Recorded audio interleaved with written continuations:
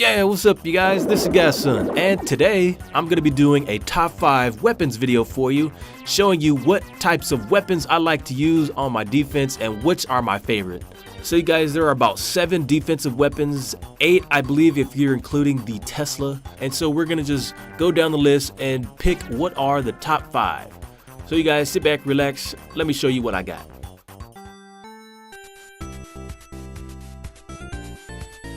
Coming in at number 5, it's the Archer Tower. Now, although the Archer Tower does not have as many hit points as the cannon, which is probably better at stopping wall breakers, the Archer Tower, what I like the most about it, has such a bigger radius to stop troops from getting your 50%. In fact, by putting Archer Towers near the edges of your walls, you'll be able to stop attackers cold from getting that 50% wins. And also, Archer Towers are really good at doing damage against golems and heroes. They also shoot air and ground units, which makes them one of my top favorite picks on the list.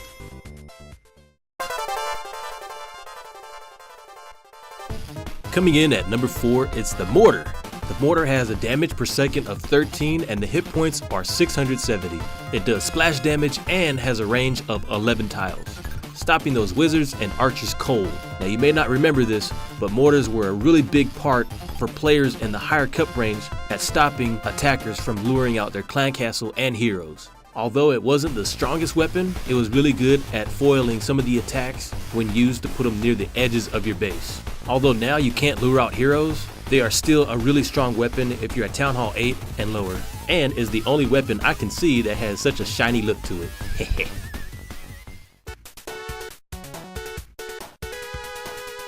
Coming in at number 3 is the Wizard Tower. It has 48 damage per second and has hit points of 880. Now I must say the Wizard Tower by far is my favorite weapon. At Town Hall 8, it is the strongest weapon that you can have, as it takes out waves and waves of enemies that are trying to get to your Town Hall. Upgrading it to as high as level 7 can even start one-shotting some of the enemies, and are really good against troops that flood your base like witches. There isn't really a right or wrong place to put your Wizard Towers, however by putting them closer to your Town Hall, they should be more effective. Supercell did mention they initially wanted to put 3 wizards on top of 1 tower, however they changed that and now only 1 remains. But if you ask me, he's doing pretty good on his own.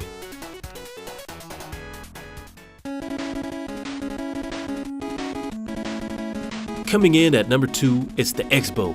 The X-Bow is unlocked at Town Hall 9 and as a max level it costs 80,000 elixir to fill it up. It does 80 damage per second and has 2800 hit points, making it the hardest weapon to take down on defense. Now the X-Bow is by far one of the most unique weapons and acts something like a turret. In fact, it's so cool, the Archer Queen decided to carry one as well. Although it is weak against troops like golems and dragons, it's pretty good at taking out troops like barbs and archers.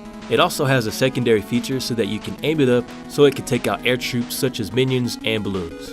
So if you ever decide to push, make sure you have some of these to help you out.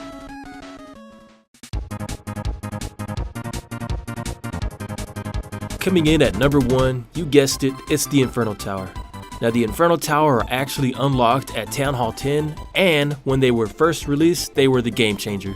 Before we had Inferno Towers, we had golems and heroes that were just too strong for our bases. So Supercell decided to release these Inferno Towers to help us out on defense. Now when they were first released, their range was a lot wider than they are now. However, because of balancing, they have been adjusted so that the range is a little smaller, but they have multi-targets on them. They do a damage per second of 42, they can target 5 enemies, and it takes 700 dark elixir to fill them up. And they have pretty good hit points at level 3 for 2200. With the Inferno Towers coming in as the number 1 weapon, make sure you put them closer to your Town Hall so that they're harder to get to. Because of the balance changes, most players are setting them to multi, however I like to choose both, having 1 single and 1 multi. With the amount of resources it takes to power up this thing, you can be sure it'll defend your base really well. So you guys, this is my top 5 weapons list. Let me know what you think. Make sure you comment down there what your top 5 are, and I will see you next time. Godson out.